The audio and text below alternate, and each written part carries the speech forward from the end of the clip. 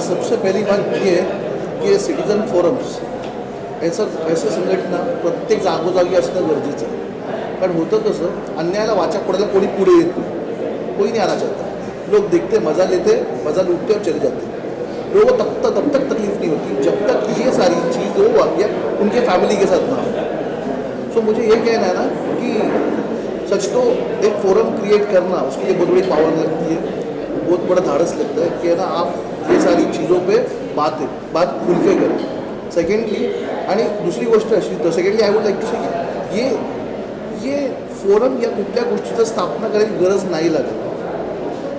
जब जहाँ पे जिस वक्त ये गुनाह होता है उस वक्त देखने वाले लोग सिर्फ देखने की भूमिका ना करें, आप आवाज़ नहीं उठाते. ये कहाँ से कौन सी मर्दानगी है जहाँ पे आप एक लड़की पे हाथ उठाते. जहाँ पे जो लोग देख रहे थे उनको आके उनका खून नहीं खोला, उनको तकलीफ नहीं हुई. एक जवान लड़की को इस तरह हाथ उठाना, तो लोग नज़र ऊपर करके देखते नहीं यार किसी के बच्चे को, आप हाथ उठा लेते हो. और वो भी रीज़न क्या है, एक गाड़ी 5 मिनट पार्क करना, कौन सी आपकी जगह उठा के लेके जाने वाले थे. ये कौन सी मर्दानगी है सर, प्लीज़ मत करो.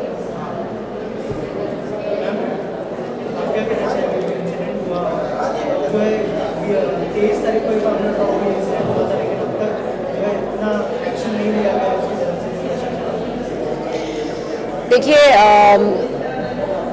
सबको पता है प्रशासन अपना काम करता है, हम अपना काम करते हैं. और जो भी इंसिडेंट हुआ है वो डेफिनेटली अनफॉर्चुनेट है. मैं पहले भी कह चुकी हूँ कि हम सब जब तक हिम्मत नहीं करेंगे, हम सब जब तक आगे नहीं बढ़ेंगे इकट्ठे होकर, तब तक इस तरह की हरकतें, मतलब मुझे ये हैरानी है कि आज की डेट में भी इस तरह की चीज़ें हो रही हैं. इट इज़ अस्टॉनिशिंग, तब अनबिलीवेबल. लेकिन जब जब कोई नाइंसाफ़ी होती है तब तक एक मसीहा भी वहीं खड़ा रहता है. तो हम यही कहेंगे कि हमारे साथ जो मसीहा हैं वो एक राह दिखाने की कोशिश कर रहे हैं. बहुत से लोग साथ जुड़े हुए हैं और हम उम्मीद कर रहे हैं कि इस तरह की हरकतें बंद हो जाएं. We are living in a civilised country, I hope. और आई होप कि ऐसा दौर ना आए कि जहाँ पे औरतों के लिए, हमारी बच्चों के लिए, हमारे सीनियर सिटीजन्स के लिए या हमारे यूथ के लिए, टीनेजर्स के लिए बाहर निकलना मुश्किल हो जाए. हम ऐसे कलयुग में नहीं रह रहे हैं. सो ऐसे में अगर इस तरह का कुछ होता है तो बहुत अचरज की बात है और बहुत शर्मनाक बात है कि ऐसा हुआ. लेकिन अगर अथॉरिटीज़ इसके ऊपर ध्यान दें और हमारा साथ दें, अजय जी ने जो भी प्रोटेस्ट किए या जिस तरह का भी आवाज़ उठाई, उसमें हमें काफ़ी सॉलिडारिटी, काफ़ी सपोर्ट मिली है फेलो सिटीजन से. लेकिन हमारे लिए बहुत ज़रूरी है एक और चीज़ कि ये डर किसी के मन में ना रह जाए, ये दहशत किसी के मन में ना रहे कि ओ माय गॉड, हम क्या इस एरिया में रह रहे हैं, हम क्या ऐसी जगह में रह रहे हैं जहाँ पे इस तरह की हरकतें होती हैं. तो ये डर, ये दहशत ना हो, इसलिए इतना सपोर्टिव रहकर, इतना आगे बढ़कर इस चीज़ को अजय जी आगे लेके जा रहे हैं. हम सब इसमें जुड़े हुए हैं, हम सब चाहते हैं कि इस तरह की हरकतें ना हो और हमारी कहते हैं ना, बहू बेटियां सेफ रहें.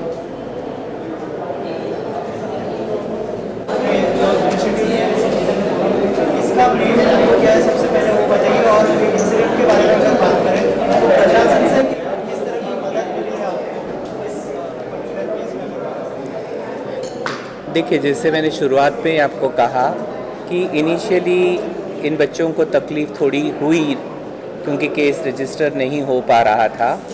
लेकिन जैसे कि वरिष्ठ अधिकारी हैं पुलिस डिपार्टमेंट के, डीसीपी, एडिशनल कमिश्नर, उन्होंने सचमुच बहुत सहायता की इस केस को रजिस्टर करवाने में और उनका काफ़ी योगदान रहा. उन्होंने फॉलोअप भी किया जब उनको ये बताया गया कि जो आदमी जो गुरु ठक्कर हैं उनके कौन से क्रिमिनल रिकॉर्ड्स हैं और किस तरह से वो दहशत फैलाते हैं, तो उन्होंने सचमुच बहुत ही फास्ट एक्शन लिया और उसका रिजल्ट्स मिला भी, एफआईआर भी लॉन्च हुआ। और ये संस्था बनाने का एक ही मकसद है, जैसे हम लोग डेमोक्रेटिक वैल्यूज़ में बिलीव करते हैं, of the people, by the people, for the people. अब लोगों की जो लड़ाई है या लोग जो इनजस्टिस सह रहे हैं या जो लोगों की तकलीफ़ें हैं, उन्होंने मिलकर ही उसे सॉल्व करना पड़ेगा, एकजुट होकर ही सॉल्व करना पड़ेगा। सर, आपने जैसे कहा कि हर एरिया में सिटीजन फोरम बनाया जाएगा, उसके बारे में कुछ बताइए कि उसके लिए आप क्या इनिशिएटिव लेंगे? देखिए, अभी इस सिचुएशन में जो कोविड पैंडेमिक का सिचुएशन है और जो गवर्नमेंट के रिस्ट्रिक्शंस हैं, इसको मद्देनज़र रखते हुए हम लोग इसे ऑनलाइन शुरू रखेंगे और अलग अलग मीडियम्स के ज़रिए इसको हम लोगों में पहुंचाने की कोशिश करेंगे और मुझे यकीन है कि ये मूवमेंट का साथ ज़्यादा से ज़्यादा लोग देंगे, काफ़ी लोग इसमें एनरोल होंगे। अच्छा सर, मेरे एक साथ 3 सवाल है, तीनों सवाल का जवाब मुझे आपसे चाहिए। पहला सवाल, सिटीजन फोरम बनाने की ज़रूरत क्या पड़ी? दूसरा सवाल, ये सिटीजन फोरम किस किस विषय पे काम करेगा?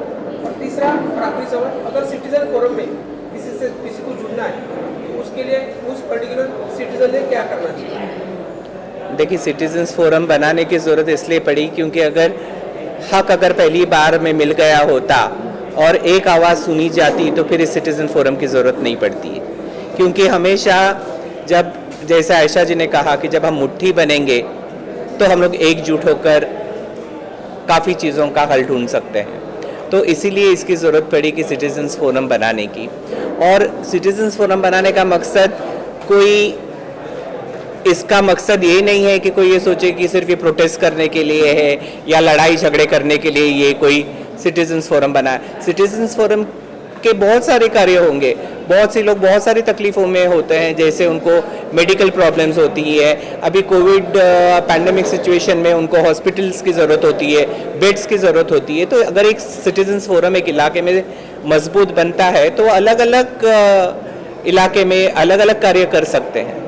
अगर सिटीजन फोरम किसी को जुड़ना है तो क्या किस तरीके से जुड़ना है? देखिए, उसके लिए हम लोग एक मोडालिटीज़ वर्कआउट कर रहे हैं। आपके भी चैनल्स के ज़रिए हम लोग नंबर्स या ईमेल एड्रेसेस देंगे, किस तरह से लोग अपनी मेंबरशिप फॉर्म वहाँ पे गूगल के द्वारा वगैरह हमको फिल करके भेजें।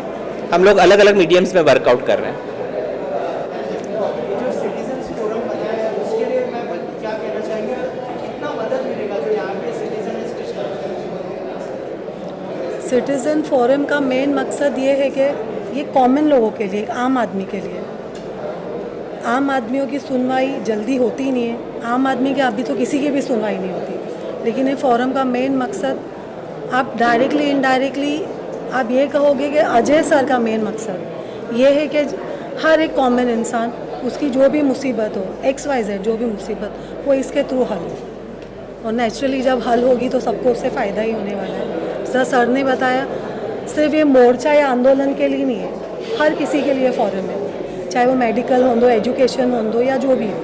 मेन मकसद इन शॉर्ट अजय सर का ये, हर कॉमन इंसान, छोटा सा छोटा इंसान, बड़ा सा बड़ा इंसान, उसकी जो भी मुसीबत हो वो इसमें आके अपनी मुसीबत दूर कर सकते हैं। ज्वाइन आपसे जानना चाहूँगा, कितना ज़रूरी था इस समय से आना, और जैसे आप देख रहे हैं कि CCTV के फुटेज को देखें, 23 तारीख को ये इंसिडेंट हुआ था, लेकिन अभी तक ऐसा कोई ठोस जो है एक्शन लिया नहीं गया।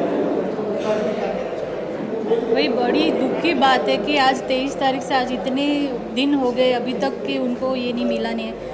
इसीलिए ये सिटीज़न का सर ने जो ये इनिशिएटिव लिया है एकता मंच के द्वारा, और जो सब काफ़ी लोग हैं इसमें जुड़े हुए हैं, तो इसीलिए ये सर ने किया हुआ है। और इसमें हम लोग सभी लोग साथ में हैं, क्योंकि ये बहुत अच्छा कॉज है और सभी ने जुड़ना चाहिए। बिकॉज अब ये कोविड की वजह से आज ज़्यादा लोगों को नहीं इनवाइट किया है, लेकिन अगर कोविड नहीं होता तो मेरे ख्याल से ये हॉल भी कम गिरता।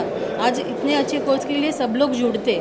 और मुझे तो यही बोलना है कि ये जो आज छोटी सी एक पार्किंग की वजह से ये जो हुआ, ये बहुत गलत हुआ। और ये महिला के, आज लेडीज़ के साथ ऐसा हो रहा है, तो सच में आज 21 की सदी में ये जो हो रहा है, तो ऐसा लग रहा है कि ये क्या हो रहा है आज के दिन में। सभी लोग आज स्लम में रहने वाले भी लोग अच्छे एजुकेटेड है, फिर भी आज ऐसा हो रहा है तो बहुत दुख की बात है। और जो सर को मैंने देखा, वो जो बोल रहे थे, जो उनको कितना गुस्सा आ रहा था कि आज एक पार्किंग की वजह से लेडीज़ के साथ ऐसा हो रहा है, तो वैसे ही जो गुस्सा हर लोगों में दिखना चाहिए। आज हम लोग एक लेडीज़ के साथ ऐसा हो रहा है तो वहाँ तो काफ़ी लोग रहते होंगे, उन लोग ने क्यों नहीं रिप्लाई किया, उन लोग ने क्यों नहीं रोका। तो हमारा तो यही बोलना है कि ऐसी चीज़ होनी ही नहीं चाहिए। आज ये एकता मंच के द्वारा ये जो हुआ है वो सभी में मैसेज जाएगा, और आपके मीडिया के द्वारा हम लोग तो यही रिक्वेस्ट करेंगे कि प्लीज़ आप सभी को बोलिए कि ये जो हो रहा है वो गलत चीज़ हो रहा है और आगे नहीं हो, और प्लीज़ हमारे साथ एकता मंच के द्वारा सब लोग जुड़े। बस इतना ही बोलूँ। हमारा हर तरह का लीगल सपोर्ट इसमें रहेगा। फर्स्ट बात क्या आती है, जैसा किसी भी इसमें FIR वो लॉन्च करने से लेकर लास्ट फाइनल जजमेंट तक हम लोग जो मुद्दा उठाएंगे उसमें हम लोग पूरे वो पार्टी के साथ रहेंगे, और उसको अंतिम न्याय और योग्य न्याय किस तरह मिल सकता है इसके लिए हर संभव कोशिश हमारा ये मंच करेगा। और एक बात आपको बताना चाहता हूँ कि हमारे बीच एक ऐसा शख्स है जिन्होंने मेडिकल प्रैक्टिस को छोड़ के ये लीगल टीम उन्होंने ज्वाइन की है, डॉक्टर यादव। 15 साल की इनकी प्रैक्टिस है, और उसके बाद भी उनको ये न्याय देने का जो जज्बा इनमें है, और इसी के लिए उन्होंने उनकी चलती हुई लीगल प्रैक्टिस, अभी तक वो कोविड सेंटर में काम कर रहे थे, और उन्होंने सिर्फ लीगल प्रैक्टिस के लिए इन्होंने उनका काम छोड़ दिया, वो लाइसेंस उन्होंने सरेंडर कर दिया। तो ऐसे लोग हमारे बीच में हैं कि जिनको लोगों को न्याय देने का एक जज्बा है, एक जुनून है। Advocate Pednekar, my self advocate Shivam Pednekar.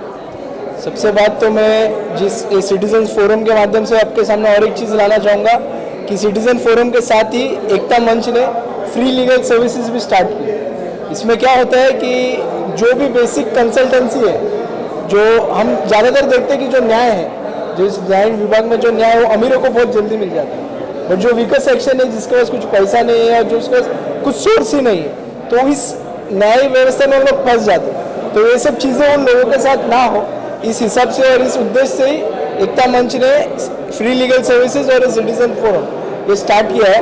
और इनको पूरा सपोर्ट, हमारी पूरी एक एडवोकेट का पैनल है, 15 से 20 एडवोकेट से जो session courts, high courts, MM court, सब कोर्ट्स में काम कर रहे हैं, मुंबई के हर कोर्ट में काम कर रहे हैं। तो जो भी मसला इस फोरम में आएगा, अभी जिस तरह से हमने देखा कि लड़की पे हाथ उठाया गया, जो सीधा FIR होना चाहिए ऑन द स्पॉट, बट वो नहीं हुआ है। क्यों नहीं हुआ उसमें हम जाएंगे नहीं, लेकिन अगर उस समय ये फोरम तैयार रहता तो उस चीज़ को डिले नहीं होती। एंड जैसा कहते हैं justice denied is justice, justice delayed is justice denied, तो उसमें वो जस्टिस डिनाइड ही हुआ है। बट इसके आगे ये और किसी के साथ ना हो, इसी हेतु के साथ हमने ये पैनल और ये फोरम को सपोर्ट किया। और एक आपको हम बताना चाहते हैं कि FIR अगर लॉन्च भी नहीं किया पुलिस ने, तो भी बहुत सारे वेज है। डायरेक्ट कोर्ट से भी हम लोग जाकर FIR ये करने को इशू कर सकते हैं, 0 FIR। बहुत सी ऐसी टेक्निकल और लीगल चीज़ें हैं जो नॉर्मल लोगों को मालूम नहीं है, तो वो सभी जो प्रावधान है लीगल, हमारे कुछ राइट, जैसा इधर किसी स्पीकर ने बोला था, हमारे संवैधानिक राइट्स रहते हैं, हमारे स्टैट्यूटरी राइट रहते हैं, तो सभी राइट को ध्यान में रखते हुए हमारे लोगों को कैसे न्याय मिले, इसकी हर संभव कोशिश ये हमारा पूरा लीगल टीम करेगा। मुंबई रफ्तार न्यूज़ की खबरें पसंद आने पर हमारे YouTube चैनल को सब्सक्राइब करें और लाइक करें।